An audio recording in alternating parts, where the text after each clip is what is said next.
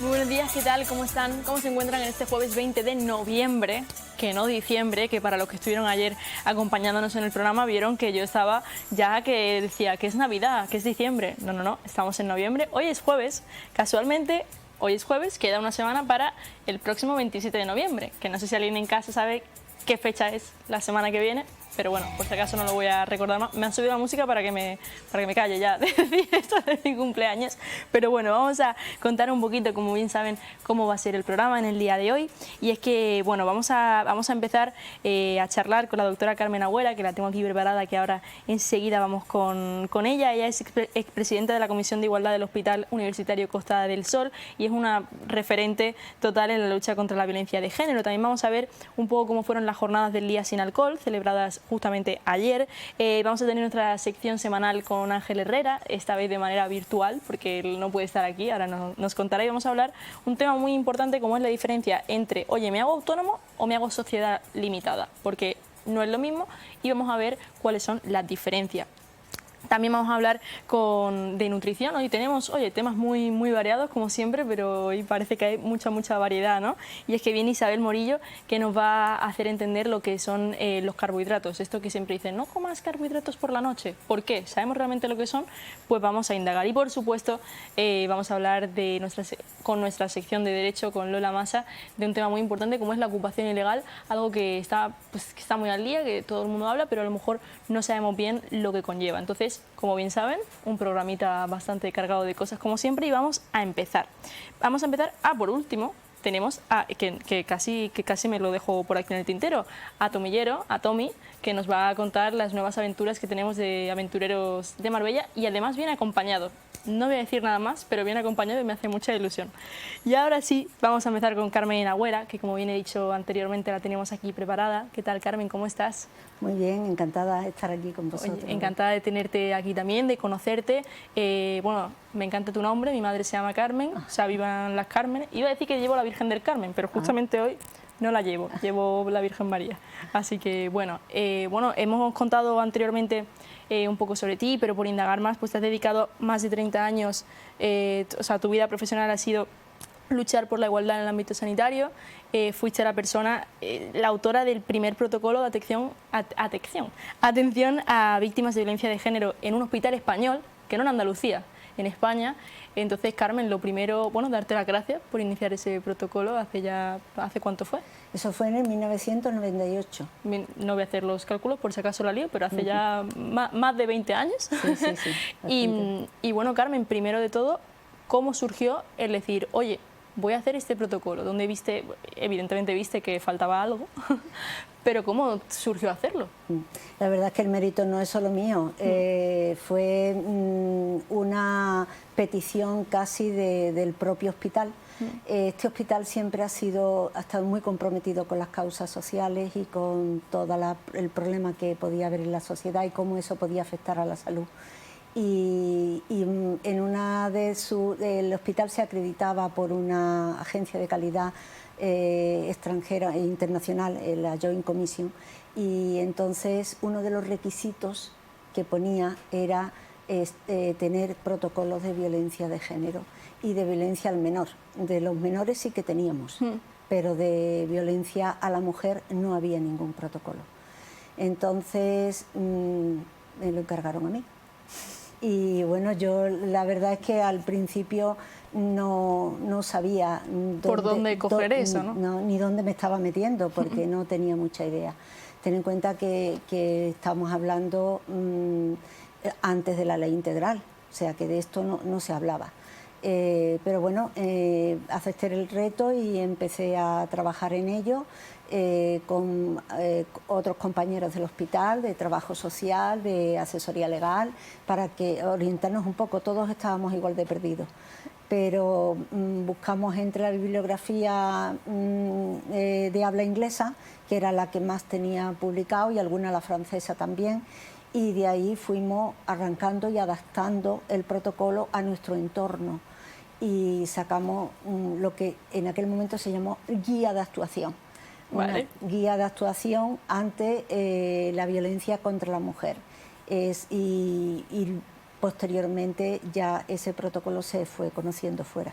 Entonces, esta guía de actuación, me dices que con unos compañeros, por supuesto, la llevaste a cabo, y después los siguientes pasos, porque esto fue en el 1998, ¿cuáles fueron los siguientes pasos? Porque ya imagino que te lo encargaron y ya los siguientes avances Sí. que hubo en el protocolo irían de tu mano. Claro, el protocolo se implantó allí en el hospital, se difundió entre los profesionales para que pudieran ir haciendo los pasos que tenían que hacer, y además porque de ese funcionamiento del protocolo íbamos a sacar nosotros también las cifras como para saber dónde estamos, qué estamos haciendo y cómo lo estamos haciendo, ¿no? Porque para eso hacemos los protocolos, ¿no? Para trabajar de una forma homogénea y además para sacar conclusiones de por qué camino vamos y cómo lo podemos mejorar. Entonces empezamos a trabajar allí y ya los propios compañeros también se encargan de su difusión en el exterior. Y el protocolo llegó a la Escuela Andaluza de Salud Pública. La Escuela Andaluza de Salud Pública lo cogió, y de ahí ya pues se lanzó al Consejo Interterritorial y ya se fue extendiendo, que cada sitio ya fue acoplando sus cosas particulares y nuevas, ¿no? O sea que cada uno, y además porque ya venía mucha más influencia del exterior, ¿no? Y ya pues se fue extendiendo. En Andalucía se elaboraron protocolos andaluces, también en la misma línea de lo que nosotros teníamos, que ya nosotros fuimos adoptando también esa forma que imponía la propia consejería. Y Carmen, por curiosidad, ¿notasteis al principio cuando implantasteis esta guía, este protocolo, que la gente es decir, porque imagino que el protocolo es... O cuéntame tú primero mejor cuáles eran los pasos del protocolo, y después te pregunto si la gente realmente acudía a estos protocolos. Los pasos del protocolo iban enfocados fundamentalmente a cómo actuar cuando llega una mujer víctima de violencia de género. Estábamos habituados a una forma totalmente inhumana. Sí, ahí viene una que le ha pegado al marido. No me digas eso. Sí, en aquellos tiempos eso era bastante frecuente oírlo. Y bueno, pues ya después se pasaba, y lo lógico era decirle, bueno, pues ya está, te mando esto, lo que necesites, ya se te pasará. Pero se ignoraba completamente que eso pasaba. Claro, eso era como algo que se sabe que está, se trata la lesión y ya está. Pero claro, ya empezamos a actuar de la manera en la que teníamos que abordar a esa mujer. Como una persona que está sufriendo, vulnerable, la mayoría son porque viven una situación de vulnerabilidad, y también cómo preguntarle, porque ya fuimos aprendiendo que estas mujeres llevan sufriendo más de 10 años antes de pedir por primera vez ayuda o de decir lo que les está pasando. Entonces, no se le puede preguntar a alguien que se ha caído y se ha partido una pierna cómo te has caído, que a alguien que le ha pegado el marido o que la ha insultado, que la ha humillado, porque lleva mucho tiempo integrándolo como algo normal. Entonces aprendimos a preguntar con empatía, que esa es la clave. La clave es ponerse en su lugar y saber cómo tú quisieras que te preguntaran a ti, ¿no? Entonces de esa forma fuimos entrenando a los compañeros a la hora de preguntar y a la hora de actuar, ¿no? A conocer las normas y las leyes, y que había que, ya a partir del 2004 salió la ley integral y ya pudimos aplicarla, y saber que teníamos la obligación de hacer un parte judicial, que anteriormente tampoco eso era tan obligatorio, casi ni se hacía, y cómo las reacciones que pueden tener las mujeres ante la propuesta de que le voy a hacer un parte judicial, ¿no? Porque vosotros estáis obligados. Sí, una vez salió la ley integral, nos obliga. La ley nos obliga. Bueno, la ley de violencia de género lo que hace es concretar muchas actuaciones para ir a ayudar de una forma a integrar a la mujer. Nosotros siempre hemos estado obligados a denunciar el conocimiento de un delito, pero ¿se consideraba esto un delito? Pues no. Ese es el problema, que esto no se entendía como un delito. Entonces, la ley integral ya lo pone como delito público. Y entonces las mujeres, ¿cómo reaccionaban cuando vosotros decíais, bueno, tenemos pues, que hacer algunas algo? Sí, y otras pues ya lo primero que te decían era que no. Entonces tú tenías que valorar ahí el riesgo que la mujer tiene y la capacidad de poderla seguir, ¿no? Porque en un hospital, que es un servicio de urgencia, difícilmente puedes hacer un seguimiento de estas mujeres, eso más en atención primaria, ¿no? Pero bueno, ya los propios protocolos fueron avanzando y fuimos haciendo conexiones con el resto de los servicios sanitarios de atención primaria para que si nosotros detectábamos una mujer, ellos pudieran hacer el seguimiento. Intentamos convencer a las mujeres de que había que hacer el parte judicial porque era iniciar el camino para que ella pudiera salir de esa relación violenta. Y además porque se le puede ofrecer protección, que nosotros no los podemos proteger, pero sí la fuerza y cuerpo de seguridad, que son los que están entrenados para esto, sí les podían proteger. Entonces, la verdad es que te encontraba con situaciones muy difíciles de resolver. ¿Y vosotros como profesionales? Porque claro, estamos diciendo de cómo prepararos para tratar a este tipo que al final son víctimas, pero vosotros como profesionales creo que en la carrera nos enseñan cómo tratar estas situaciones. Nunca, pero es que te puedo decir que hasta este año no se ha incluido en la Facultad de Ciencias de la Salud una asignatura de violencia de género. ¿Hasta este año? Hasta este 2025. año, que hemos luchado por ello y este año la hemos podido implantar. Me alegro de que sea así, eso significa que los próximos futuros médicos y médicas... ¿eh? ¿Es voluntaria? Es voluntaria, pero por lo menos ya se ha implantado. Pero hasta ahora no se habla algo en la asignatura de medicina legal, por la relación que tiene con la legalidad, pero no cómo abordarla. Por eso tuvimos que implantar procesos formativos, que ya están extendidos en todo el sistema sanitario andaluz, y se hace formación a los profesionales. Se aprende a cómo entrevistar y a cómo saber escuchar. Y vosotros también imagino cómo digerir esa información, que no tiene que ser fácil. Claro, naturalmente, sobre todo lo que tienes que tener es herramientas para saber qué hacer con esa información que estás recibiendo, porque hay veces que los propios profesionales tienen miedo a preguntar porque no saben. ¿Y ahora qué hago?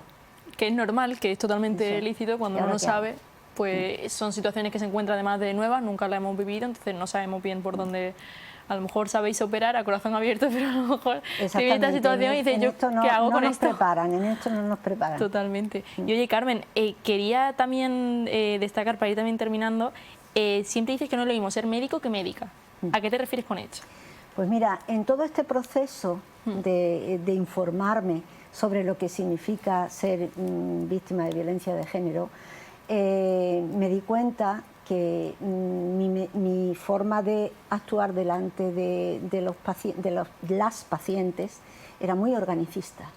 ¿Qué significa organicista? Pensar en los órganos que pueden estar afectados y que le pueden estar dando el síntoma que viene contando, ¿no? Es las preguntas hipocráticas, que son siempre qué le pasa, desde cuándo le pasa y a qué lo atribuye, ¿no? Con eso ya nosotros nos enfocamos hacia dónde está el problema, ¿no? Luego ya pediremos las pruebas complementarias correspondientes. Pero claro, ¿cómo aplico yo eso a una víctima de violencia de género? ¿Qué te pasa? ¿Por qué te pasa? ¿Cuándo le pasa y a qué lo atribuyes? Claro. ¿Qué me va a contestar? Entonces, ser médica significa verte reflejada en ella. Y ya aprendes a verlo no solo en ella, sino en todas las mujeres. En aprender a ver o interpretar en sus palabras los problemas propios de las mujeres, de la forma de vivir, de cómo asimilamos el orden social que nos ha venido impuesto. Por eso ser médica es diferente de ser médico, porque yo abordo a la paciente y al paciente igualmente, claro, pero fundamentalmente la mujer de otra forma distinta. La abordo de una forma global, porque no es solo el hígado el que esté mal o el pulmón el que esté mal. Naturalmente estará y actuaré sobre eso, pero hay mucho más alrededor. Y esto ya se está haciendo en toda la medicina integrativa, medicina holística, ¿no? Porque no es lo mismo que una persona diabética le digas tú, se tiene que poner la insulina, sino que tenga la infraestructura en su casa y la situación apropiada para poder hacer todas esas cosas que tiene que hacer. y eso las mujeres lo tienen muy limitado. Ya. Por eso ser médica, esto me enseñó a abordar la enfermedad desde otro punto de vista, Más globalmente. global, ¿no? Oye, Carmen, pues ha sido un placer hablar contigo, conocerte. Por mí te podrías venir cada semana aquí a hablarnos de tu experiencia, la verdad. Ha sido un auténtico placer. Recordar también en este mes, en todos los meses, pero si alguien conoce o está en una situación que esperemos de verdad que no lo esté, puede llamar al 016, ¿verdad? Si Sí, no me equivoco. 016 es el número nacional al que se puede llamar para informarse, sobre todo informarse y que la dirijan. Exacto, que una llamada, que no ningún No compromiso, no deja huella, tampoco eso no queda registrado que ha llamado a ese número de teléfono. También si alguien va al hospital, que sepan que tienen estos protocolos para protegerlas y no se sientan solas. Y bueno, me surge la duda, y con esto cierro, Carmen, si yo, por ejemplo, sé o conozco que una mujer puede estar en esta situación, yo como ciudadana o yo como persona, yo puedo ir a hospital, yo puedo llamar al 016 para decir, oye, que conozco a esta mujer, pero esta mujer no quiere ser ayudada por mí, entonces, ¿cómo se hace? Puedes llamar al 016. Y preguntar. Sí, y preguntar. Y al Instituto Andaluz de la Mujer, al CIN de aquí de Marbella, a muchos sitios que te pueden informar, sobre todo porque a lo mejor ella no va a querer denunciar si está así. Claro. Las mujeres pasan por muchas fases, ¿no? Y entonces, en esta primera fase en la que de negación, hay que reconducirla, hay que ayudarla a ir a algún sitio para que se vaya empoderando y vaya cogiendo fuerza para poner la denuncia. Vale, pues Carmen, muchas gracias. Ya sabemos también que nosotros también tenemos una labor que hacer si sabemos de estas situaciones.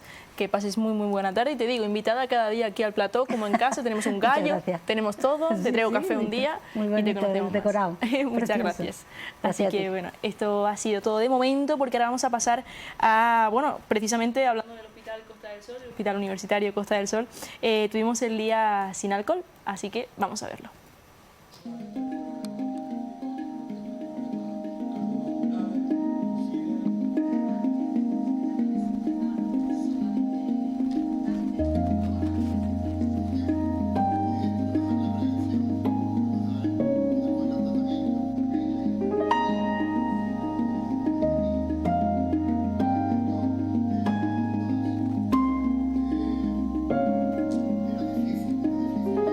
La primera jornada que hicimos de divulgación a la ciudadanía en general se celebró en el año 2019. Y bueno, pues después de varias vicisitudes, incluida una pandemia, hemos conseguido retomar esta iniciativa este año. Mi tema es sobre cómo afecta el alcohol al sistema nervioso, tanto al sistema nervioso central como al sistema nervioso periférico, y los daños que implica el consumo crónico del mismo. ¿Cree que es importante esta información a pie de calle para que nos tomemos muy en serio la adicción? Es fundamental porque, al igual que con el tabaco, todo el mundo sabe los peligros que conlleva del cáncer de pulmón, de la afectación pulmonar y de muchas otras complicaciones. El alcohol a veces no es tan conocido esos peligros que conlleva, la gente solo piensa que provoca daño si bebes en exceso, mientras que un consumo todos los días de forma mantenida en el tiempo también conlleva un daño crónico a largo plazo en múltiples partes del organismo, como comentará mi compañera, y en concreto en mi ponencia a nivel del sistema nervioso. Participan varias unidades médicas del hospital, nuestro propio servicio digestivo, pero también el servicio de medicina interna, la unidad de investigación de nuestro hospital y, por supuesto, toda la plataforma del voluntariado que trabaja junto a la unidad de trabajo social y también la unidad de atención a la ciudadanía en todas las iniciativas que mantenemos con estas entidades. Parece que el consumo de alcohol está como muy socialmente aceptado. No hace falta que uno tenga ya esa dependencia del alcohol para que haya problemas de salud. Efectivamente. La gente infraestima el peligro del alcohol precisamente por lo que has mencionado, porque está aceptado socialmente, está arraigado en nuestra cultura, en nuestra historia. Incluso ha habido épocas de la historia en las que ha sido más seguro el consumo de alcohol que de agua, por problemas de sanidad del agua, que no se podía consumir en determinados países en algunos momentos de la historia. Y algo que diferencia el alcohol frente a otras drogas y otras sustancias es que es una de las... Yo diría que la única que tienes que justificar cuando no la tomas. Es decir, la gente cuando fuma te pregunta, ay, ¿por qué fumas? Que es malo, lo sabe, tal, pero cuando bebe y nadie te dice nada. Mientras que cuando no bebes te preguntan, oye, ¿tú por qué no estás bebiendo? Entonces ese es el giro que hay que darle, sobre todo centrarnos en la prevención, de transmitir que el beber puede traer estas consecuencias tan negativas y que no todo es bueno lo que te venden del alcohol, tanto en la publicidad, en el cine, en la literatura. Muchas veces está ligado a eso, a las celebraciones, a la amistad, al éxito, y esa es la parte negativa que tiene, que no se ve luego los efectos que...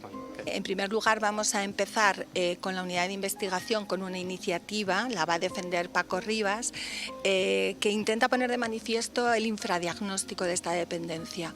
Tenemos tan instaurado en lo cotidiano que el consumo de alcohol es, pues entra dentro de nuestra cultura, que cuando estamos en situación de riesgo no lo sabemos identificar y ni siquiera nosotros como médicos en muchas ocasiones podemos ayudar y sabemos identificar este problema. Luego seguiremos evaluando los riesgos que el consumo de alcohol genera a nivel sobre todo neurológico. Esta ponencia está a cargo del Servicio de Medicina Interna y la va a defender el doctor Santiago Vica. Y por último, en esta primera parte vamos a acabar con lo que es las afectaciones a nivel del aparato digestivo, y en este sentido la compañera, la doctora Mari García Gavilán del Servicio de Digestivo es la que va a defender esta ponencia. Pues mi ponencia habla sobre el efecto perjudicial que provoca el alcohol a nivel de todo el tracto digestivo. Quizás uno de los grandes desconocidos, porque parece que cuando se consume en exceso el alcohol, vamos a decir que los problemas son más a nivel cerebral, ¿no? Pero en el apartado digestivo, ¿en qué puede perjudicar? Pues bueno, yo creo que es conocido que a nivel hepático sí que provoca un daño, es un problema muy frecuente y mundial. Y aparte del tracto de lo que es el hígado, pues también provoca daño allá donde pasa el alcohol por todo el tracto digestivo, el páncreas, el esófago, estómago, el colon. Puede causar daño a cualquier nivel realmente. Estas segundas jornadas que se organizan, las primeras se organizaron en el 2019 y por culpa de la pandemia pues tuvimos que parar un poco la progresión, son muy necesarias, sobre todo por lo que lo vi muy bien que has dicho, que es concienciar, fomentar el día este señalado, que ojalá no tuviéramos que hablar mucho. Es una adicción muy silenciosa que afecta a muchas etapas de la vida, a muchos jóvenes. Es una adicción que tiene por nuestras características, nuestra sociedad pues muy metida y que y no se suele diagnosticar a tiempo, a veces nos cuesta trabajo. Y en fin, que yo creo que son muy necesarias y sobre todo escuchar a las asociaciones, a las personas que trabajan con estas personas, que también es verdad, y lo has dicho muy bien, son un problema social grave, aparte del problema cuando el alcohol ya afecta a nivel orgánico, pues es un problema serio de salud y que afecta además a muchas familias que lo pasan muy mal. Y en fin, que yo estoy encantado de que vengan estas jornadas y que seamos un poco los anfitriones y que ojalá que sean muchas más y que sean lo suficientemente productivas para que aprendamos todo un poquito. Eso es lo que queremos transmitir, que hay recursos, que hay iniciativas, que hay asociaciones, que además sabemos que se puede salir y que bueno, pues que esto sirva sobre todo como una luz, una esperanza de que es un problema grave, pero del que se puede salir como cualquier otra enfermedad. ¿Un trabajo en equipo? Un trabajo en equipo, no puede ser de otra forma.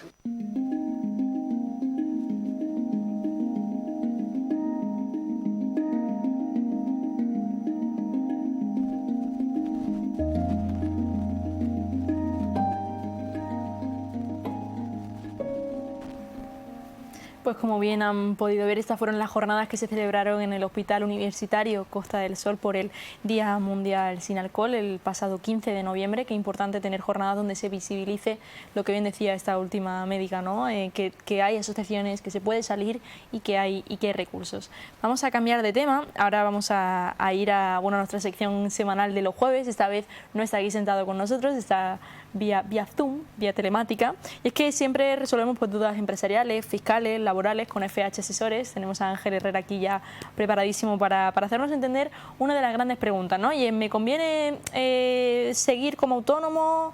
¿Mejor sociedad limitada? No lo sabemos, así que vamos a ver si Ángel nos lo resuelve en el día de hoy. Ángel, ¿qué tal? ¿Cómo estás? Estamos bien, y nada, estamos preparando un poquitín sobre todas las dudas, los tenemos con autónomos, sociedades y demás, que bueno, ahora entraremos en detalles y ya, muy bien. ¿Desde dónde nos llamas? ¿Desde Cantabria? Estamos en Cantabria hoy. hoy tocaba estar por aquí. Bueno, pues muchas gracias por conectar con nosotros, aunque sea desde la distancia.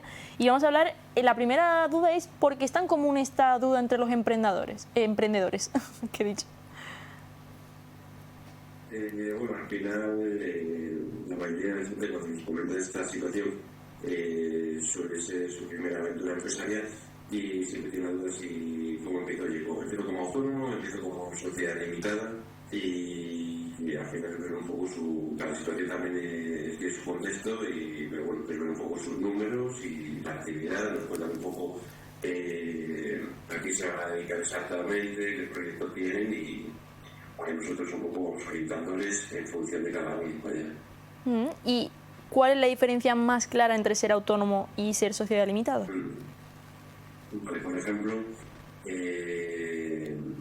a la hora de empezar, sí que es buena opción empezar como autónomo, ya que tienes derecho a la tarifa plana por la cual vas a pagar 90 euros al mes como autónomo el primer año y luego el segundo año, si tus rendimientos netos no superan el salario mínimo interprofesional, podrías tener otro año más pagando 90 euros, en torno a 90 euros al mes de autónomos.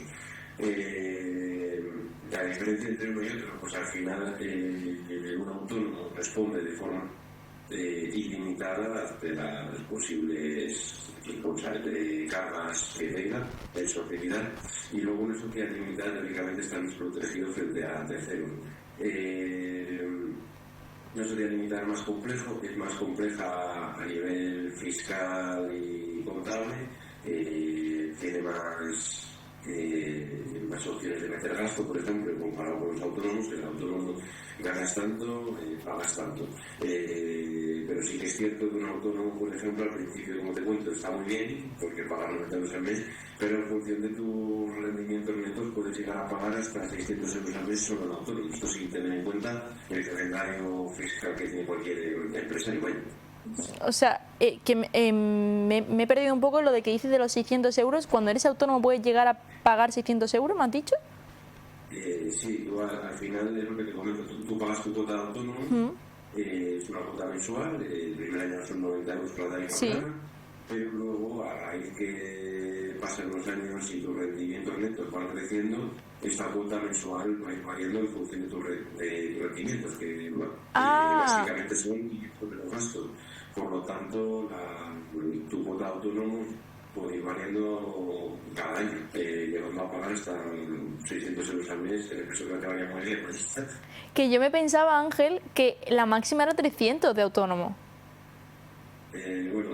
Normalmente suele estar en esos baremos entre 200 y 300, es lo normal que se suele pagar, ya que suele ser un poco la media. Pero bueno, al final... Sí, pero que varía. Tienes que tener en cuenta ya cada caso concreto, tienes que tener en cuenta que vas a pagar esta cuota mensual de la que hablamos, que es variable. Vas a tener que hacer frente a los pagos trimestrales de IVA, como cualquier empresario, y luego aparte las retenciones y el pago de la declaración de renta, que va en función de tus ingresos también. Entonces, Ángel, para volvernos a ubicar un poquito, tú cuando decides emprender, hemos dicho que, hombre, para empezar el tema de autónomo por el tema de las cuotas, que el primer año pues tiene una tarifa plana, que encima el segundo año, si tus ingresos no son muchos, puedes seguir con esta cuota. ¿Y en qué momento te planteas decir, pues a lo mejor cambio a sociedad limitada?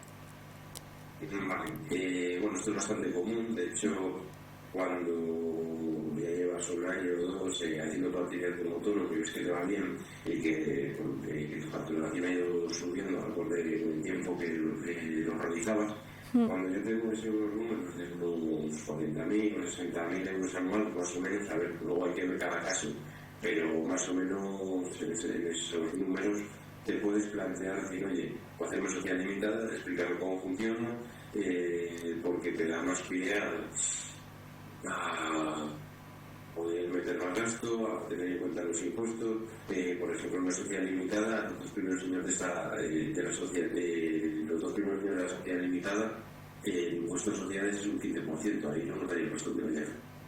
O sea, es un poco más, el impuesto de sociedades, me has dicho, es un 15%. No, el primero, luego ya pasas a un 23. Pero al final, lo que las ventajas, básicamente la ventaja que tiene una sociedad limitada es que tú puedes meter más gasto, como por ejemplo suministros, los gastos del día a día, todo lo que esté relacionado con tu actividad empresarial lo puedes deducir como gasto de tu empresa, siempre y cuando sean cosas... Tenga sentido, ¿no? Tenga sentido, ¿no? No que te has ido de vacaciones y lo metas como gasto, sino se podría hacer mañana. Vale, bueno, entonces no sé, yo creo que hemos aclarado bastante un poco autónomo versus sociedad limitada. Me surge la duda, tú no puedes ser los dos regímenes a la vez, ¿verdad?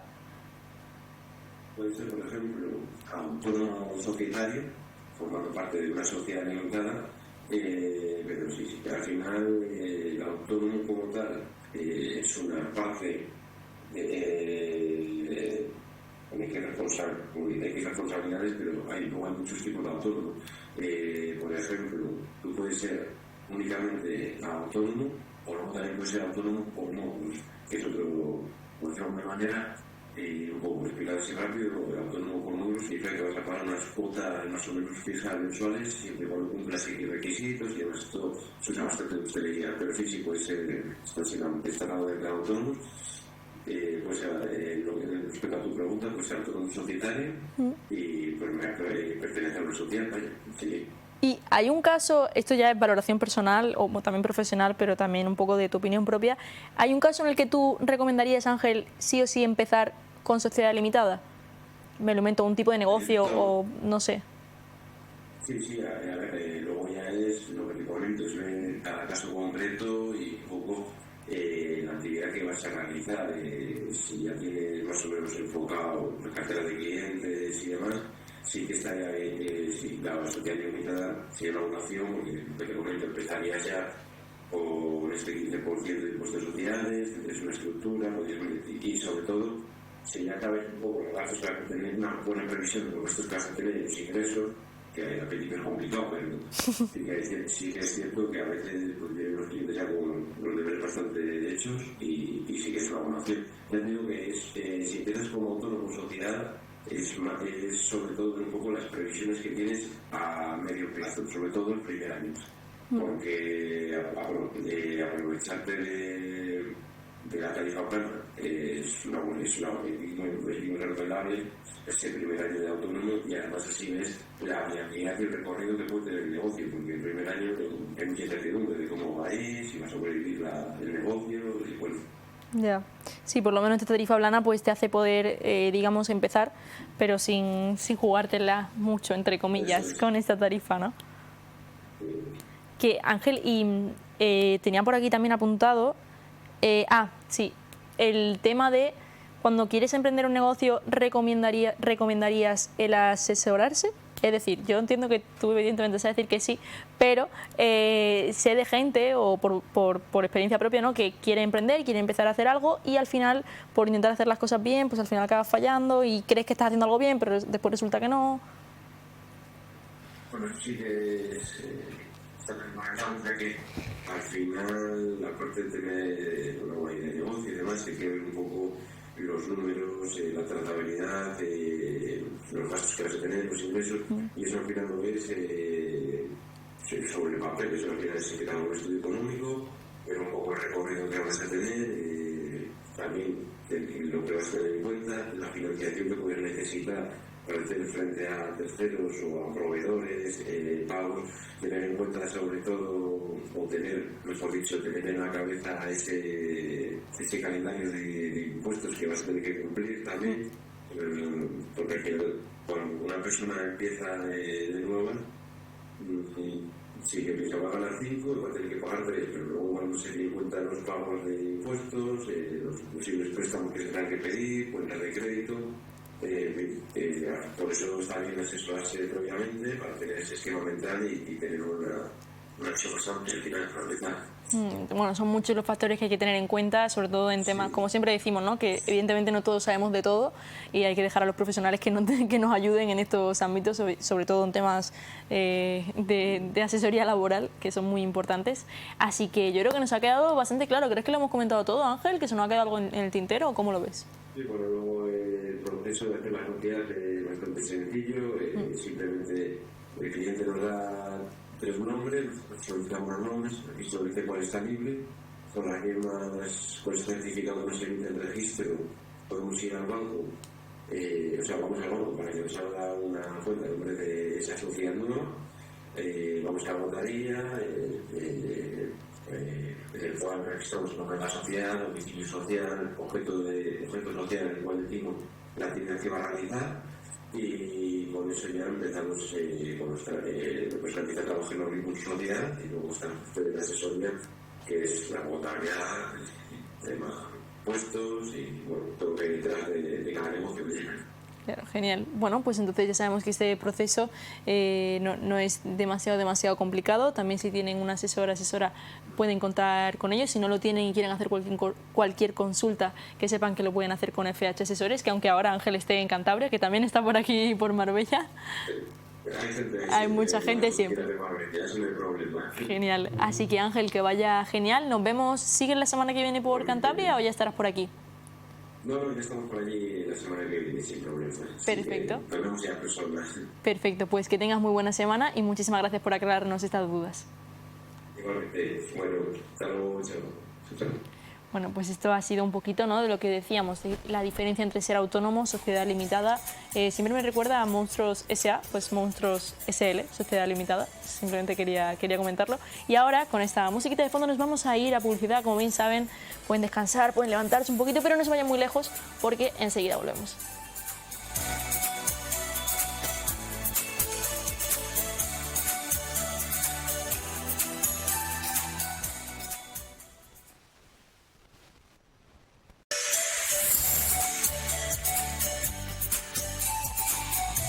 Espero que hayan podido volver a recolocarse en el sofá, en el sillón, donde quieran que ustedes estén viendo este programita. También puede ser que estén haciendo algo de pie y lo estén escuchando de fondo. Nunca caigo en esa opción. Siempre os imagino sentados, pero oye, por opciones, ya ves. Precisamente hablando de que a lo mejor estemos en la cocina, ¿no?, cocinando mientras escuchamos el programita, qué importante es saber lo que comemos, la importancia que tiene y demás. Para eso, en esta sección de hoy, de jueves, viene Isabel Morillo, nuestra nutricionista de confianza. Yo no sé qué pasa hoy con las R's, pero hoy las R's no salen, Isabel. Hoy las R's no quieren salir de mi boca. Pero bueno, hoy vamos a hablar con Isabel, como estábamos diciendo, de carbohidratos. Un tema muy importante, ahora que vienen las Navidades también. Pues oye, primero conocer qué son, en qué nos afectan, carbohidratos buenos, malos, que se dice, ¿no? Así que lo primero, Isabel, saludarte. ¿Qué tal? ¿Cómo estás? ¿Qué tal? Muchas gracias. Pues oye, muy bien. La primera pregunta y lo más básico, realmente, ¿qué son los carbohidratos? Bueno, pues los carbohidratos es la familia más amplia de alimentos que encontramos en la naturaleza, pero además no solo para los humanos, sino para todos los seres vivos. Son la principal fuente de energía, se forman en las plantas, todos tienen un origen vegetal y provienen del dióxido de carbono del aire, del agua de la tierra y mediante la luz del sol, que produce la fotosíntesis en las plantas, pues se obtienen los carbohidratos. Es una familia muy amplia, además, que crea mucha confusión en nuestra alimentación diaria, porque un carbohidrato es desde una zanahoria, pasando por una lechuga y una copa de vino o una cerveza, incluso un edulcorante. Es otro carbohidrato, ¿no? Entonces, pues sí, hay que hablar un poco de carbohidratos, sobre todo porque ahora están muy de moda las dietas restringidas en carbohidratos.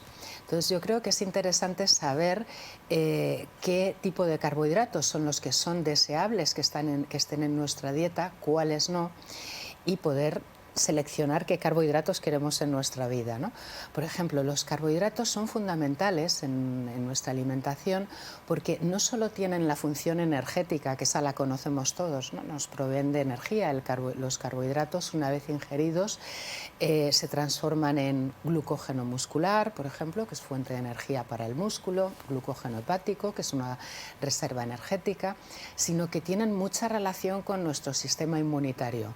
Todas las células de nuestro cuerpo en su superficie tienen carbohidratos unidos a grasas, unidos a proteínas, que son moléculas de señalización para el sistema inmunitario. Una célula intestinal tiene carbohidratos en la superficie que señalan al sistema inmunitario: hola, sistema inmunitario, soy una célula de tu intestino, no me ataques, ¿no? Entonces es fundamental el consumo de carbohidratos, o sea, no restringirlos como se está haciendo últimamente con muchos estilos de dietas muy promocionados, por ejemplo, en redes sociales, que pueden inducir a muchas personas a reducir el consumo de ciertos alimentos que son clave para el funcionamiento del sistema inmunitario. Por ejemplo, vemos suplementos de carbohidratos como puede ser el ácido hialurónico, los glucosaminglucanos para las articulaciones, ¿no?, que se promocionan mucho para dolores articulares. Pues esos son carbohidratos que tienen un efecto reparador sobre nuestras articulaciones, que nos ayudan a mantener los tejidos en su sitio. Los carbohidratos son detoxificadores del organismo. Por ejemplo, si ingerimos algún tóxico, nuestro cuerpo lo va a eliminar uniendo esa molécula tóxica al ácido glucurónico, que es una molécula derivada de la glucosa. También lo va a eliminar barriéndolo por el efecto que tiene la fibra, ¿no? Digamos que el ácido glucurónico tiene un efecto detergente y la fibra tiene un efecto de barrido, de arrastre del contenido de nuestro intestino. Entonces hay muchos tipos de carbohidratos. De hecho hay complejo y simple, ¿no? Hay carbohidratos simples, que son los, por ejemplo, la sacarosa, el azúcar de mesa, los carbohidratos, los azúcares, lo que conocemos como azúcares, normalmente son simples, y carbohidratos complejos, que son más almidones y fibra, que son carbohidratos que están compuestos por múltiples moléculas de azúcares, ¿no?, de monosacáridos, de moléculas más simples. El carbohidrato más simple es la glucosa, por ejemplo. Es una molécula muy sencilla, no requiere digestión, por eso pues no la ingerimos normalmente como suelta, digamos, ¿no? La glucosa entra directamente al torrente sanguíneo una vez que la hemos ingerido y entra directamente a nuestras células. Tiene un índice glucémico altísimo, de 100, y no la ingerimos habitualmente. Sí que la ingerimos, la glucosa, pero formando parte de otras moléculas. Por ejemplo, los almidones son moléculas de glucosa muy empaquetadas, muy enrolladas y muy comprimidas, y que ya requieren una digestión más compleja. Entonces, el problema de los carbohidratos no es el carbohidrato en sí, sino son los efectos metabólicos que esos producen, y estos están muy en función de la cantidad y de la calidad y de la velocidad a la que llega ese carbohidrato a nuestra sangre o a nuestras células. De la velocidad, o sea, ¿y en qué depende? O sea, pues la velocidad depende de la complejidad del carbohidrato, depende también de la cantidad que hayamos ingerido y si hemos ingerido otros alimentos que retrasen esa velocidad, ¿no?, de procesado de esa molécula. Por ejemplo, se ha puesto muy en cuestión el tema de la fruta, ¿no?, si la fruta engorda. Hay muchas personas, me lo estoy encontrando en la consulta, no, yo fruta es que no tomo porque engorda mucho, que tiene mucha fructosa. Eso, pues no sabía que eso se decía y se pensaba. Pues últimamente lo estoy oyendo bastante en consulta. A ver, es como todo, cualquier exageración de un componente de nuestra dieta, a ver, es que todo engorda porque todo nos va a aportar energía, todo nos va a aportar nutrientes. Entonces, no, la fructosa, por supuesto que engorda si se toma como edulcorante, ¿no? Pero en lo que es en la matriz alimentaria, en la fruta, por supuesto que no, porque la fruta, que tiene mucha fructosa, bueno, hay frutas que tienen mucha, otras que tienen menos, pero tampoco es una cantidad elevadísima, esa fructosa, esos azúcares van acompañados de fibra, van acompañados de compuestos fenólicos que tienen un efecto sobre las enzimas digestivas, las enzimas que nos ayudan a digerir carbohidratos. Por ejemplo, la fibra enlentece la llegada de la fructosa y de la glucosa a nuestras células, enlentece la digestión, con lo cual esa fructosa, que no llega a nuestras células directamente, porque no es un combustible que nuestras células puedan utilizar, esa fructosa va a llegar al hígado. Si llega rápidamente al hígado, por ejemplo, si ingerimos fructosa en forma de edulcorante, así a cucharadas en un café o en tal, esa fructosa sí va a llegar al hígado muy rápido. El hígado no va a poder procesarla porque no trabaja a esas velocidades, no le da tiempo, y la va a transformar en grasa. Esa grasa puede llegar a nuestra sangre si tenemos ya suficientes reservas hepáticas y aumentar los triglicéridos en sangre, lo cual no es nada deseable. Pero si la ingerimos en forma de fruta, esa fructosa va a ir llegando al hígado de forma lenta, de manera que el hígado la va a poder procesar junto con la glucosa, va a poder llegar a nuestras células y transformarse en energía, transformarse en glucógeno, acompañada de la glucosa, porque la fructosa no entra en las células si no es acompañada de glucosa.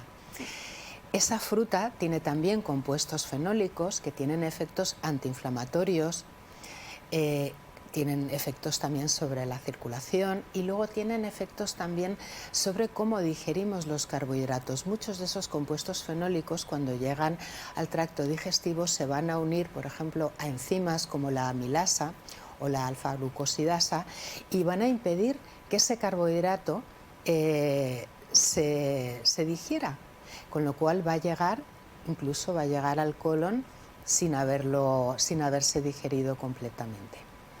Entonces, la fructosa de la fruta no engorda. El problema es la fructosa u otros azúcares, sobre todo los que ingerimos con productos procesados. Que ahí ya es cuando ya la cosa se complica. Como puedan ser los almidones, pero añadidos a procesados. No pasa nada si tomamos patatas, si tomamos plátanos, si tomamos... Normalmente no es problema. Hombre, la cantidad puede ser un problema, pero si la distribución en la dieta es equilibrada, no son alimentos que nos vayan a dar problemas los almidones.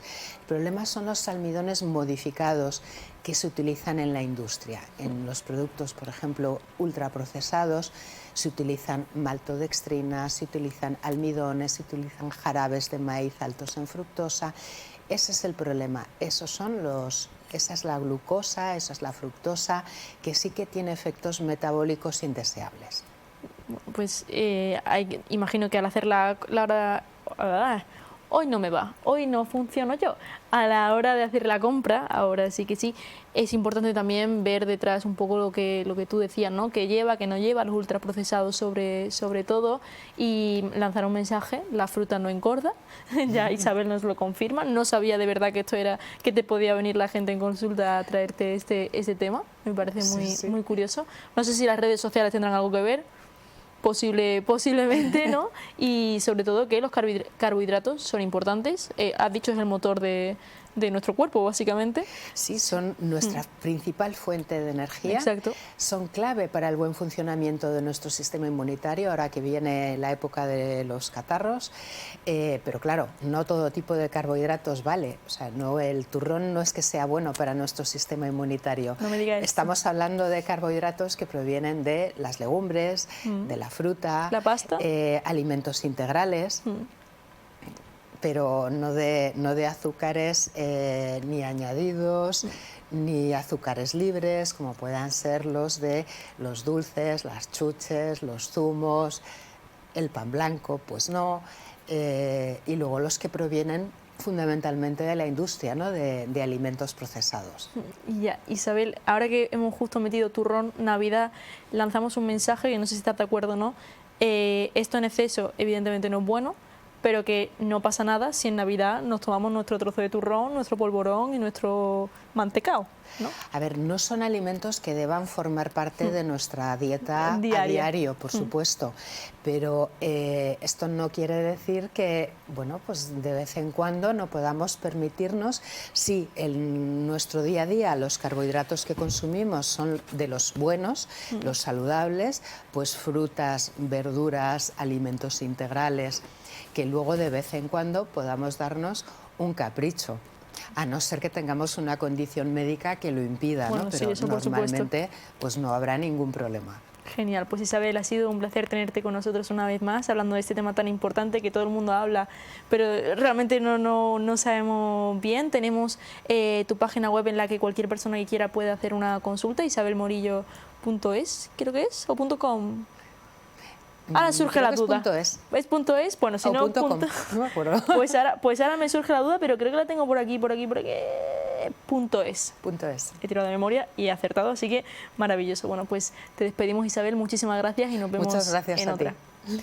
Y ahora vamos a pasar a ver la exposición de Fernando Carrillo, Impresiones. Esta exposición se puede visitar hasta el 4 de diciembre, así que vamos a verlo.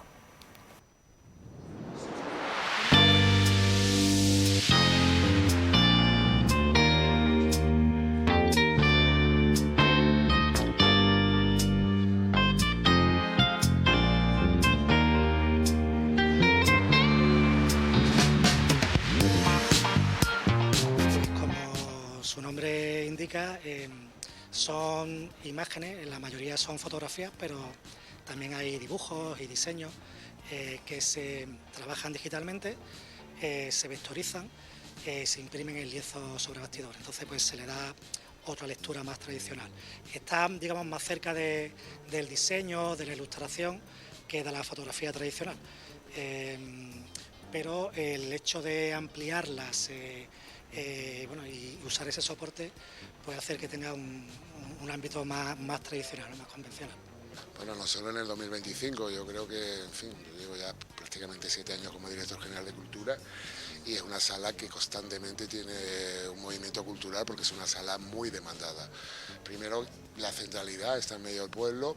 Segundo, las dimensiones, unas dimensiones que permiten, por ejemplo, como hoy, hacer una exposición de un solo artista o exposiciones colectivas, como muchas veces hacemos cuando son los fines de curso o como la anterior exposición donde tuvimos 3 artistas locales, y entonces pues los artistas agradecen mucho esas dimensiones porque una sala grande queda un poco desolada, una sala pequeña todo muy ajustado, así que tiene las medidas yo creo exactas para un pueblo como San Pedro de Alcántara, y nosotros pues siempre estamos encantados de prestar la sala a quien nos lo pida, nos presente un dossier de qué es lo que va a exponer y si entendemos que es acorde a la política cultural que estamos llevando con la sala de exposiciones, pues nada, se le deja 2 o 3 semanas para uso y disfrute de la ciudadanía que puede venir a ver una exposición de fotografía, de escultura, de pintura, etcétera.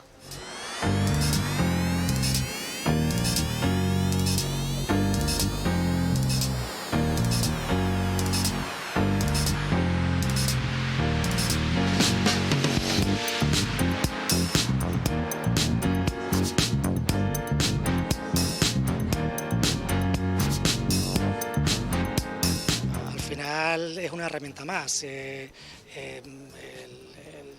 Los recursos digitales están a la orden del día y más ahora con la inteligencia artificial, ¿no? De hecho, pero bueno, nunca el proceso creativo siempre tiene que estar detrás, ¿no? O sea que al final da igual que se use técnicas tradicionales, pictóricas, gráficas o digitales, que se parte del mismo proceso que es, digamos, los bocetos siempre arrancan gráficamente, ¿no? Y después, bueno, tiene que estar ese proceso creativo que llega a esa evolución, ¿no? Que de la que hablaba. El Centro Cultural San Pedro, porque en realidad se llama así, digamos que tiene 3 espacios.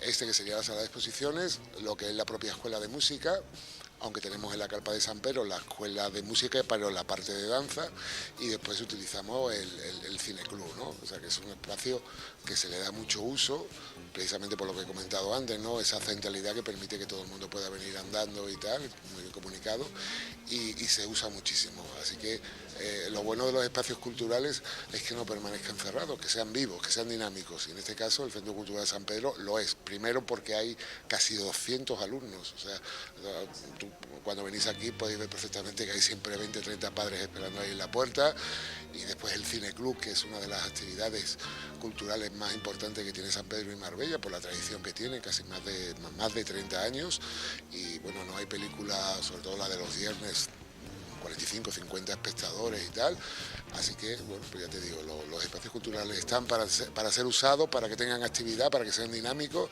y siempre evolucionando yo intento hacia algo mejor.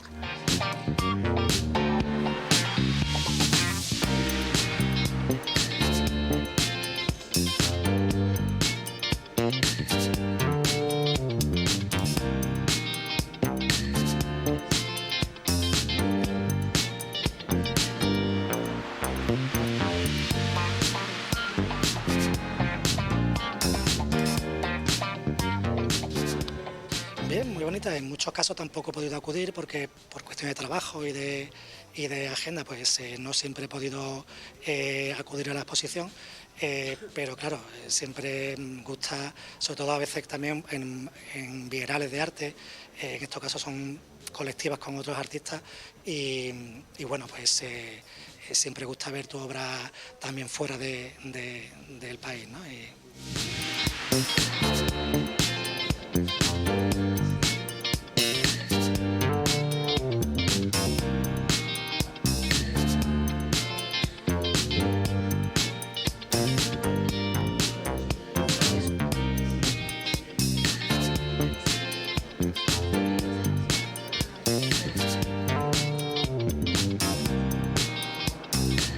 Sí, busco también ese contraste, sobre todo en las exposiciones, porque de hecho, bueno, hay esa alternancia, porque en algunos casos es verdad que se le quiere dar protagonismo solamente a la imagen, como ocurre con algunas siluetas que se están viendo, y en otros casos el color prácticamente se lo come todo, ¿no? Ocurre con esta que tenemos aquí detrás o con la plaza de toros que tenemos ahí enfrente. Y sí, se busca que haya un contraste, que los colores se saturen, para que junto con el tamaño de la obra, bueno, pues cuando entra también se tenga esa impresión, que es el juego de palabras de la exposición, del nombre de la exposición. Por un lado, la impresión que te pueda dar ese colorido, ese tamaño, esa imagen al entrar, y también, bueno, pues que se tratan de impresiones, ¿no? de imágenes impresas en el soporte del lienzo.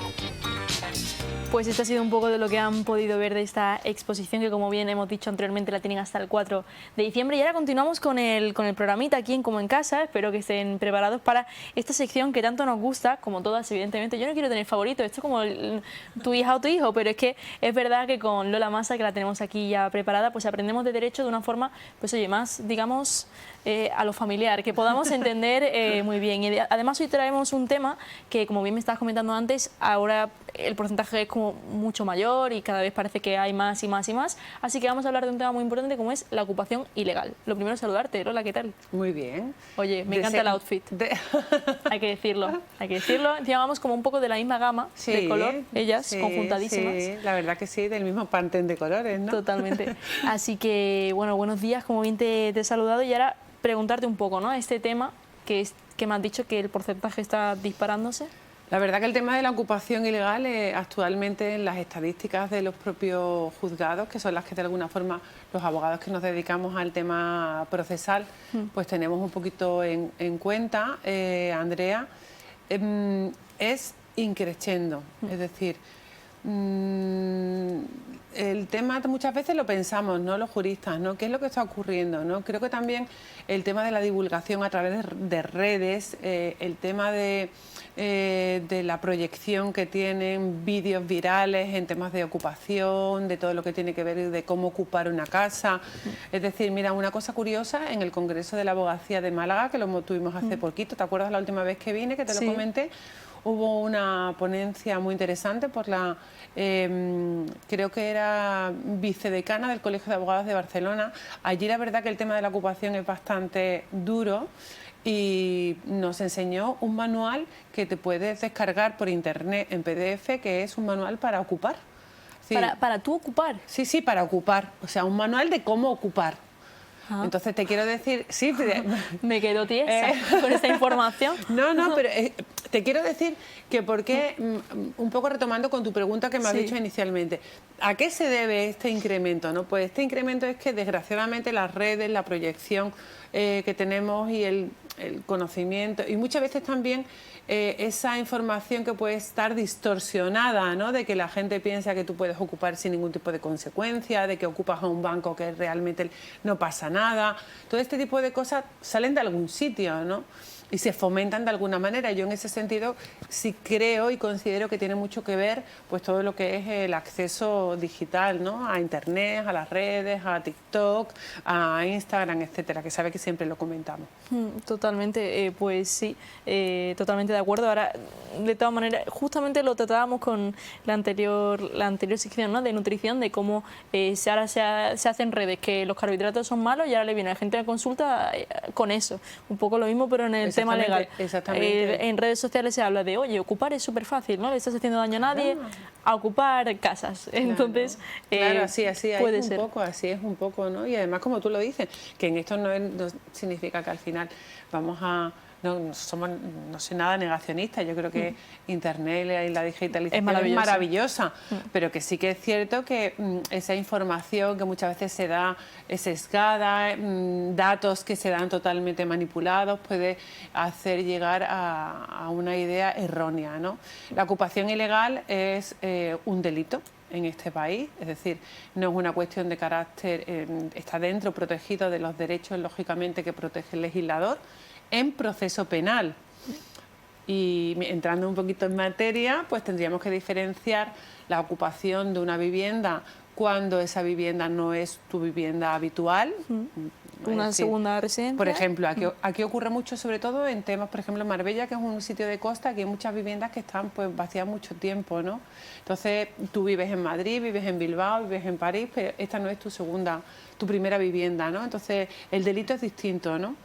Y las actuaciones que se llevan por parte del juzgado, incluso de los propios cuerpos de seguridad del Estado, son diferentes, ¿no? Teniendo en cuenta si es tu propia vivienda, oye, que se ha metido gente en mi casa, que yo vivo ahí, que está ahí mi gato, mi perro, ¿no? Es decir, ¿no? Me muero, vamos a meter alguien con mi perro dentro. O pero si sí. es otra vivienda, es diferente el procedimiento, pero que sí que es cierto que es una conducta que está totalmente tipificada, perseguida y que en el caso de que se demuestre que ha sido así, tiene sus consecuencias penales correspondientes. Ambas opciones, tanto que sea como tu primera residencia como que sea la segunda. Lleva un proceso judicial distinto que no nos vamos a meter porque imagino que será bastante largo. Sí. Pero, Lola, íbamos a comentar un poco que me has dicho, oye, ¿por qué no damos unos tips tanto para él, oye, me han ocupado, como para el previo? ¿Qué podemos hacer nosotros para prever este tipo de situaciones? Pues fíjate, Andrea, yo para mí, dentro de los casos que he tenido en el despacho, y sobre todo también no solamente hablo por errores en la práctica que han cometido los propios clientes, porque claro, cuando te pasan este tipo de cosas no sabes muy bien lo que hacer, ¿no? Para mí es fundamental las primeras 24 horas posteriores a la ocupación. Es decir, hay que tener una actuación inmediata. Por supuesto, ponerte en contacto con los cuerpos de seguridad del Estado que se personarán en la vivienda y en la medida que puedan actuar, procederán en caso de que así sea posible al desalojo inmediato, sobre todo en casos de allanamiento de morada, que es la ocupación de vivienda habitual. Pero ¿qué ocurre cuando son usurpaciones, que es el delito cuando la vivienda no es habitual? Ahí sí que es verdad que puede ser que haya un proceso un poquito más largo en esos primeros momentos y es importante pues recabar toda la información que podamos, todas las pruebas, fotografías, tener las escrituras o los títulos de propiedad a mano para poder llevarlo, cualquier otro documento que pueda acreditar que somos los propietarios y que vivimos ahí, facturas de luz, facturas de agua, certificados de la comunidad de propietarios y los tips previos que yo considero que son importantes. Aparte de lo que puede ser realmente pues todas las medidas que ya conocemos, pues tener puerta blindada, cámaras, rejas, etcétera. Sí que es cierto que hoy en día pues la domótica es muy buena, por ejemplo, para las segundas viviendas, pues recoger el correo, que no se acumule correo en tu buzón habitualmente, porque las mafias de ocupación investigan este tipo de datos. Hay incluso algunos programas, aplicaciones de las que tú puedes mover tus persianas, subirlas, encender luces, apagar luces. Para que la gente vea que hay movimiento, ¿no? Exactamente. E incluso si no quieres hacer ese tipo de gasto, ese tipo de inversión, oye, pues una persona de confianza, como antiguamente, riégame las plantas, ¿no? Tal Dale cual. una vuelta, ¿no? Échale de comer al gato. Pues Dale una vuelta a la casa, ¿no? Eso para mí también es muy importante, porque ya la ocupación se ha profesionalizado mucho. Demasiado, diría yo. Y entonces es una materia que también trabajan ya de forma profesional las propias mafias que se dedican a otro tipo de cosas. Igual que, por ejemplo, hay mafias que se dedican a la trata de personas, cuando traen a personas de Marruecos, ¿no?, en patera, o a la trata de mujeres, ¿no?, en otros sitios, en otra serie de cosas, o incluso el narcotráfico.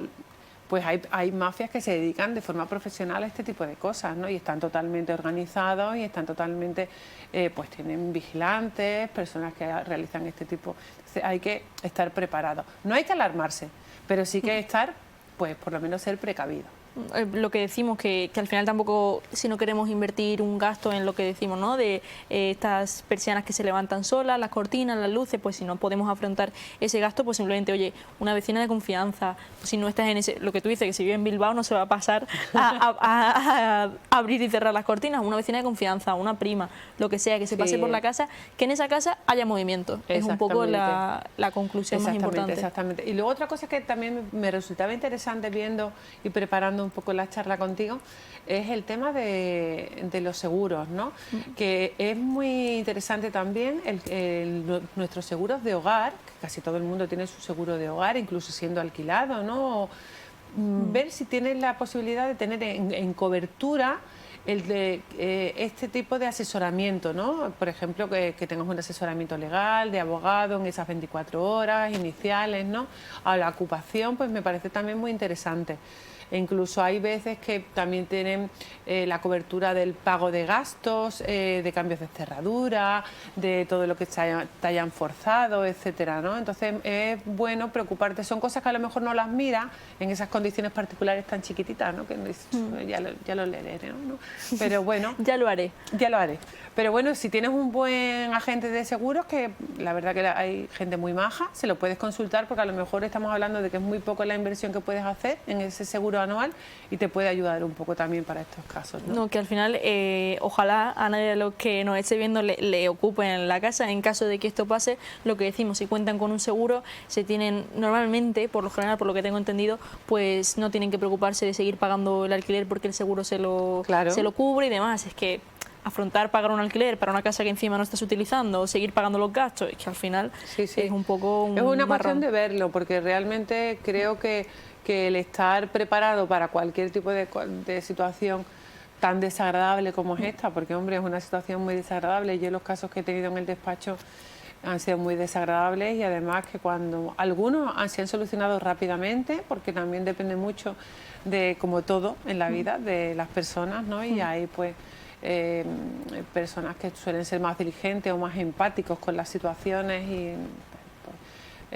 tienen más empuje, ¿no?, con las cosas, y hay otros que no, entonces pues dependiendo del juez de guardia que esté, dependiendo de cómo sea la situación, cómo vaya ese día, ¿no?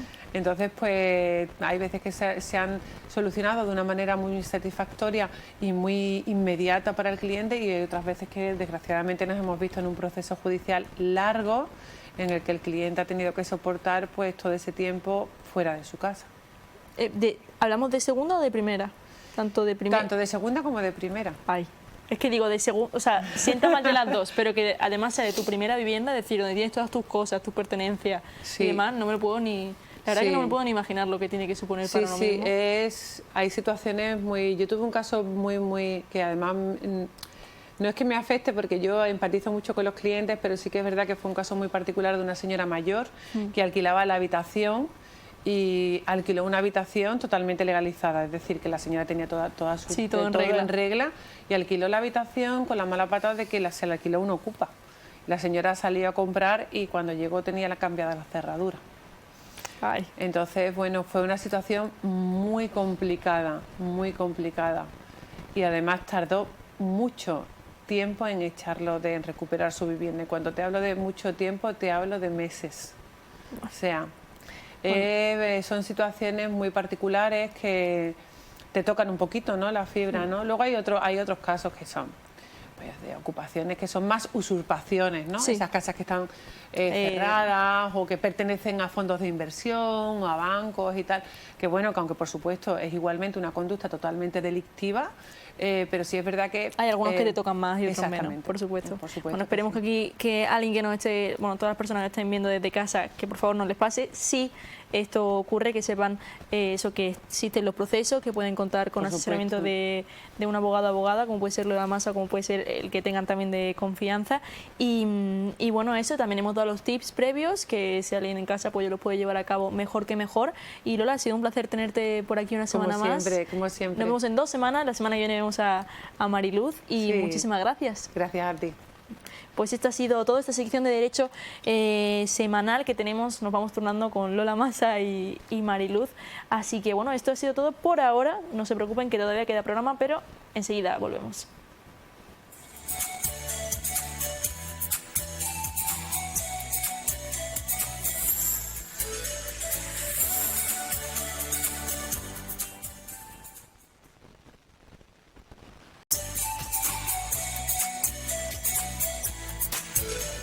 Bueno, volvemos aquí en Como en Casa. Como bien saben, estamos llegando al final, lo que implica que viene nuestro querido Roberto Caballero para informarnos de cómo ha sido la mañana, que yo estaba echando ahí un ojillo y digo, Roberto, ¿habéis llegado? ¿Habéis llegado, Roberto? ¿Qué tal? ¿Cómo estás? Muy buenas, con la lengua afuera, pero hemos llegado porque esta mañana ha sido un poco de locos. Tenemos 3 equipos en la calle, dando tumbos de aquí para allá, desde Las Chapas hasta San Pedro, intentando llegar a todo lo que hay esta mañana, y ha sido una mañana un poco, sigue siendo una mañana un poco ajetreada y apretada en tiempos, porque hoy había prácticamente de todo.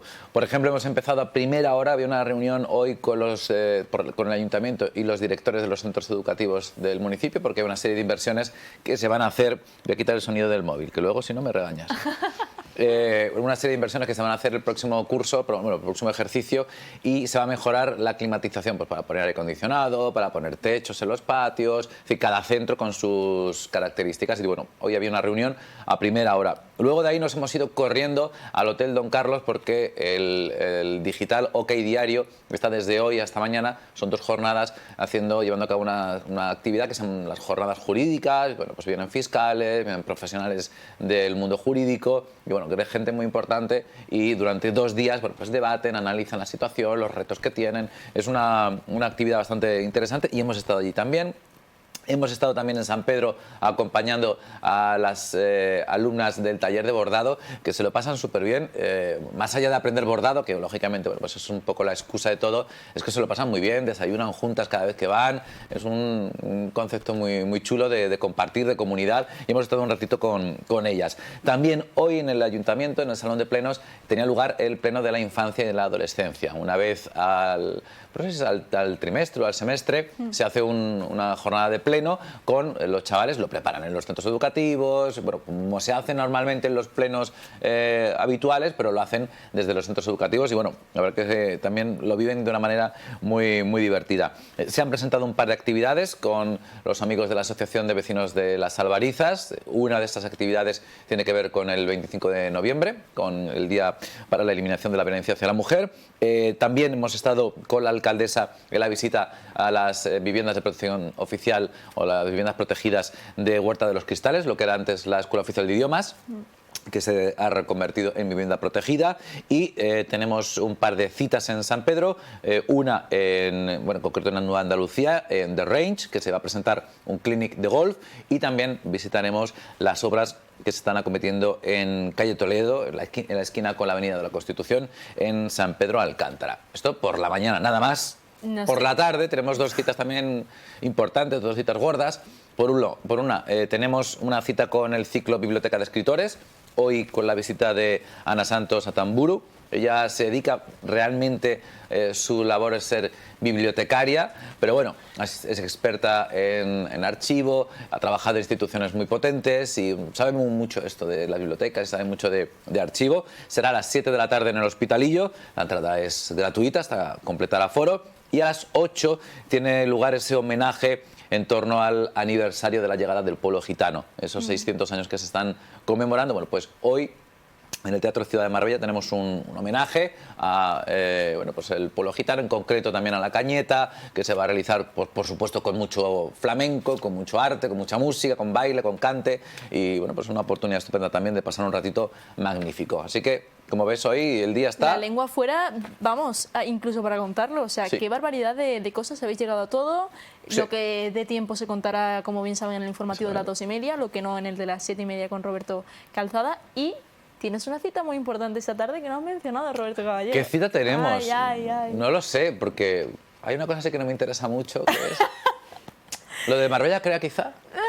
Bueno, a lo mejor... puede ser, he hecho un ruido un tanto raro, pero sí, a las 5 de la tarde, para la gente que diga, ¿qué hago yo hoy a las 5 de la tarde en Marbella? ¿Qué plan tengo? Pues en Arte y Cultura de Marbella, justo al lado de lo que es el Centro de Participación Activa de Personas Activas de Jaime Molina, pues hay una exposición de las personas que nos hemos presentado al concurso de Marbella Crea, de la Delegación de Juventud, de fotografía. Ah. ¡Anda, surprise! ¿También eres fotógrafa? Bueno, lo he intentado, ganaré, bueno... no ¿Todavía no sabemos. se sabe hoy o no? No, tampoco. Igual, se sabrá. el jurado lo va a ver y se lo guardan para en la gala Exacto. hacer la presentación. ¿Algún consejo? Tengo que exponer mi obra.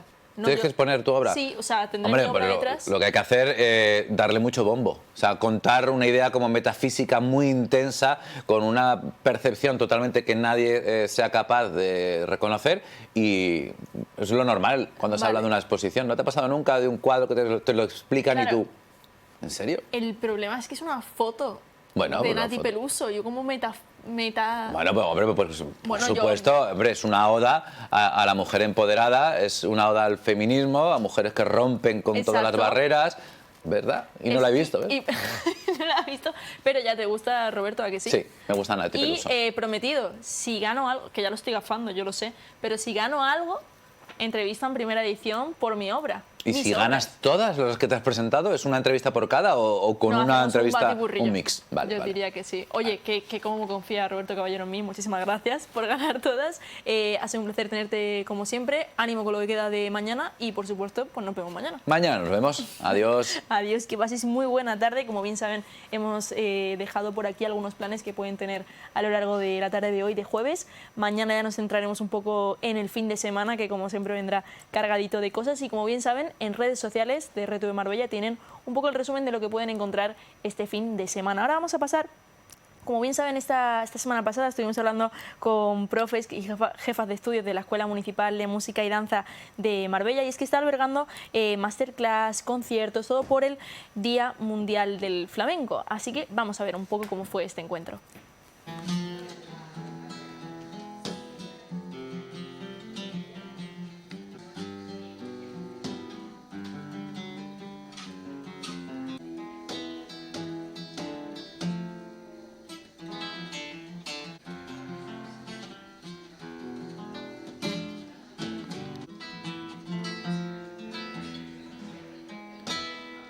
Todos los años hacemos algo por el Día Internacional del Flamenco, y este año lo que van a hacer los alumnos de guitarra flamenca van a interpretar cada uno una pieza, una audición de los alumnos de la escuela.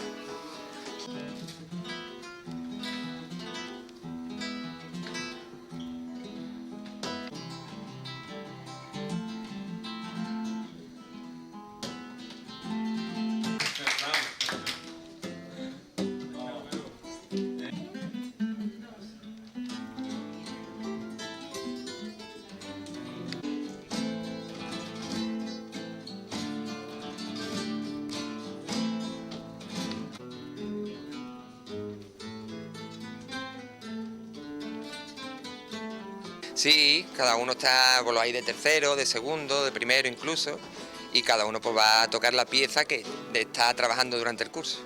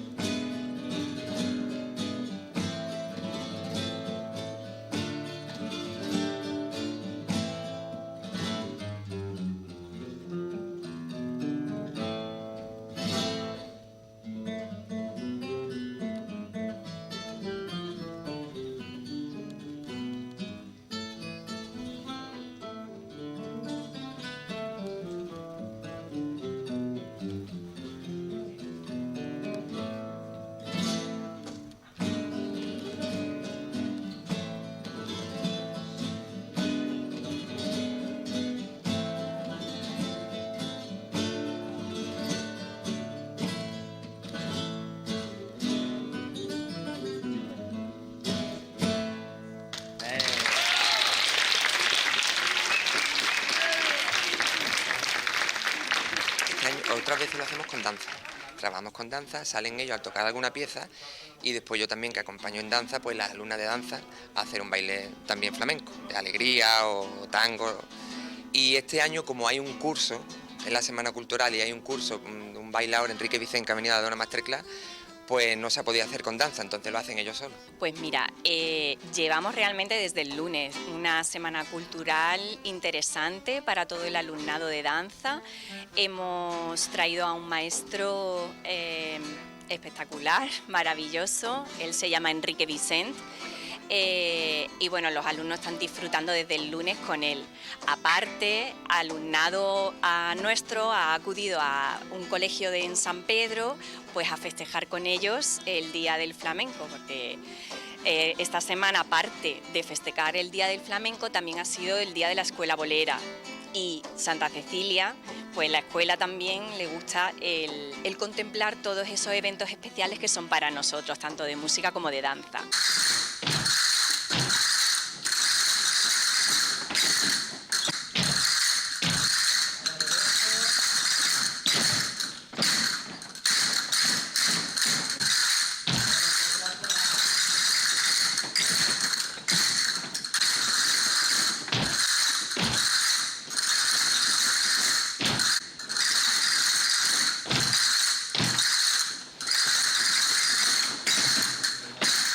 Esta tarde pues contamos, el maestro está haciendo cositas de estilizado y de danza española.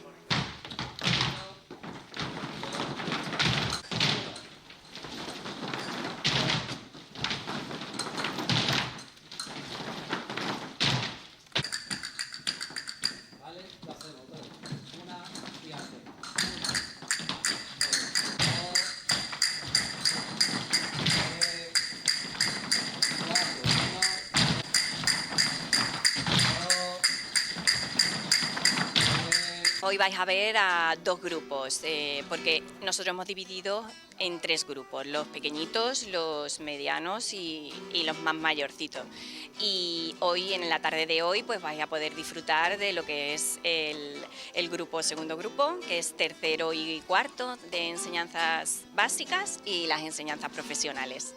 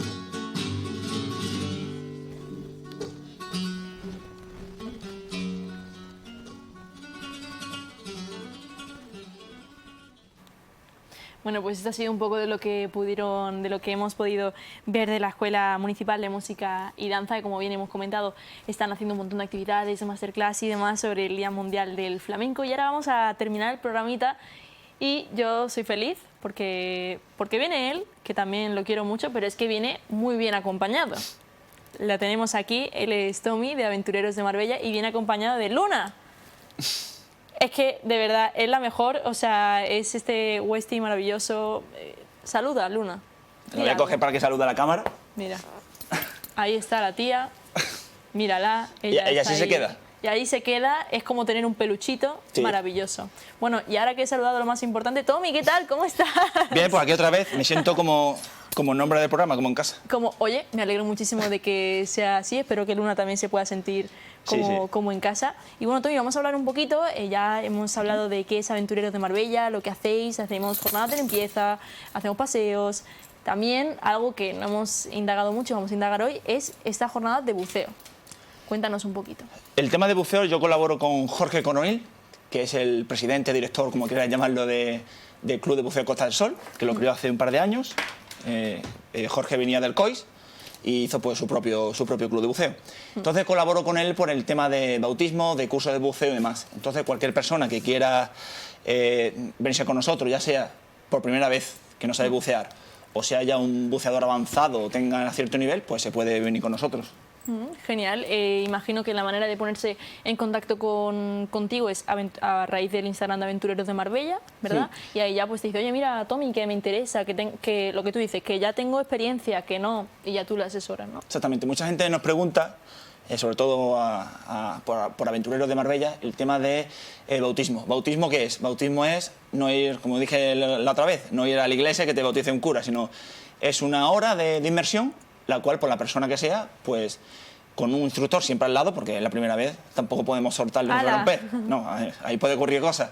Entonces siempre junto a un instructor, de la mano si hace falta, o yo diría que sí o sí con la mano, de la mano por el agua. Entonces lo que hacemos es una hora de inmersión, o lo que le dure más o menos la botella, que suele durar pues una hora y poco o menos, depende si la persona pues está nerviosa, pues va a respirar más todavía, y hay gente que en 20 minutos el bautismo se ha acabado. Entonces pues les damos una vuelta cerca de la orilla, porque tampoco nos gusta meterle a la gente muy profundo por primera vez, y simplemente para que experimenten la experiencia de cómo se respira, del material, cómo funciona y demás. Oye, qué guay, ¿no? Qué actividad más chula que tenemos aquí tan cerquita, ¿no? Porque ¿por dónde lo hacéis? Sobre todo lo hacemos por toda Málaga, Cádiz, por Andalucía, pero sobre todo por tema de logística, comodidad, Marbella y San Pedro.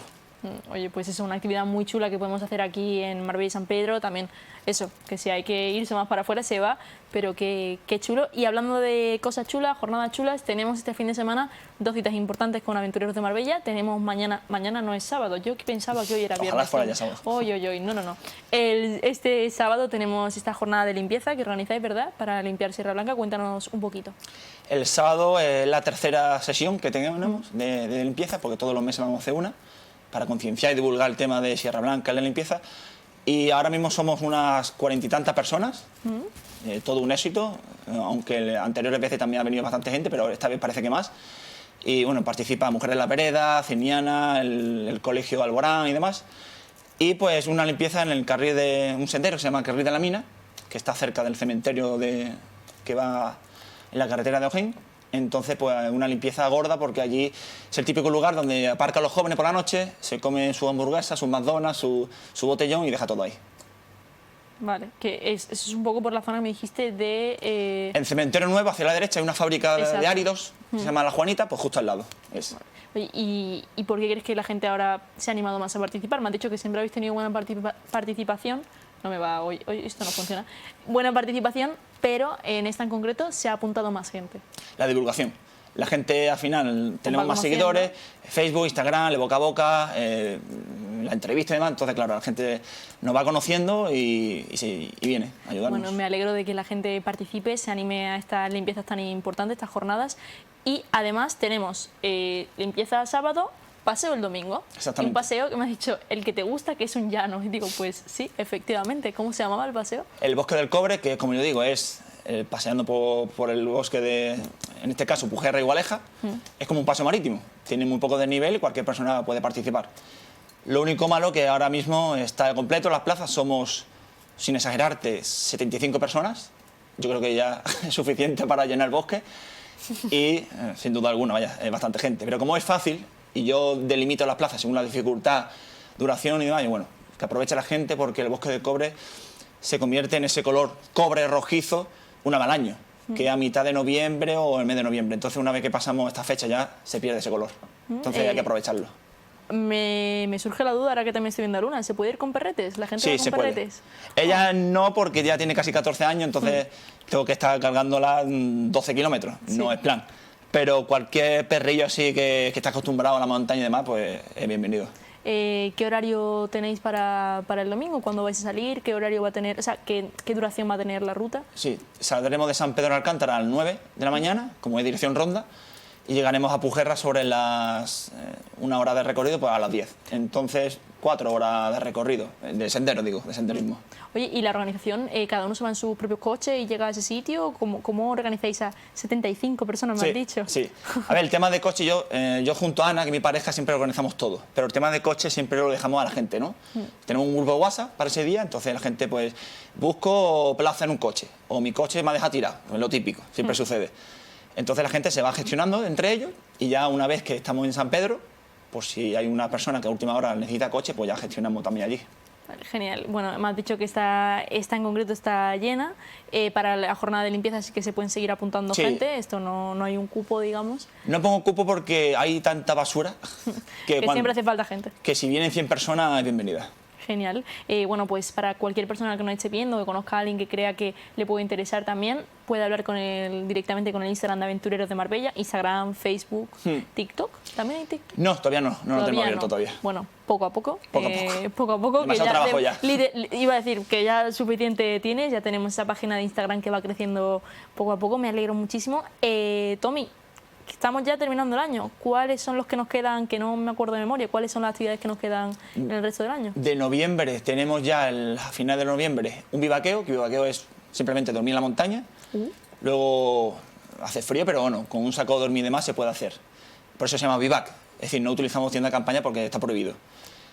También 2 días después, el domingo 30, tenemos espeleología en Antequera, en la cima de la Araña. Cima con S, como yo digo, no cima de altitud, porque claro, cima es lo contrario, hacia abajo. Y es pues una cavidad con su espeleotemas, con su belleza natural interior. Y ya en diciembre pues tendremos más cosillas, más senderismo, más espeleología, más de todo. Oye, genial, Tommy, pues seguirás viniendo para ir actualizándonos, para que la gente en casa esté ubicado de cuándo pueden participar en estas actividades. Lo hemos recordado anteriormente, pero repetimos, están estas jornadas de buceo súper chulas, que si a alguien le interesa siempre puede contactar con Tommy a través del Instagram de Aventureros de Marbella. Y bueno, yo creo que lo hemos hablado un poco Tommy. Nunca me lo he dicho. Iba a decir un poco todo, Tommy, y el todo lo he quitado. ¿Hay algo más que quieras comentar que se me haya pasado? ¿Crees que lo hemos dicho todo? Ahora mismo, bueno, simplemente la semana que viene más o menos, pues ya pondremos la actividad de diciembre. Vale, genial. Estaremos expectantes. Quiero ahora algún spoiler. Me llevaré algún camino en recto. Sí. Bien, vamos, sí, ese camino en recto, sí. Que este domingo no podré ir, así que Tommy, ha sido un placer teneros a los dos con nosotros. Muchas gracias. Luna, despierta, que nos vamos ya. Se va a poner a roncar. Me veo. Así que esto ha sido todo. Gracias, Tommy, que tengas muy buen día. Gracias a ti. Y para ustedes, como bien saben, Aventureros de Marbella está en Instagram, está en Facebook, hace un montón de jornadas muy chulas para conectar con esta naturaleza que tenemos en Marbella, que parece que a veces se nos olvida, que pensamos Marbella playa, pero también tenemos una increíble sierra. Así que esto ha sido todo por hoy, que disfruten mucho de esta tarde y nos vemos mañana acabando la semana.